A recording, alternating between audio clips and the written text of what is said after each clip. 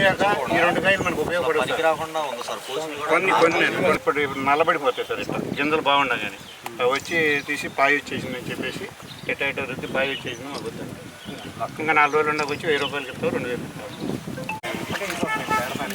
ఇది మనం ఏదైనా చేయాలని చూసినప్పుడు మిషన్కి అయితే 3000 పోతాయి సార్. రైతులతో కూలీలతో తీపిస్తే 10,000 రూపాయలు పోతుంది సార్. ఈ టెస్ట్ అంతా కానీ జల్లి లేయడం, తూర్పరపట్టడం అన్నిటికీ క్లైమేట్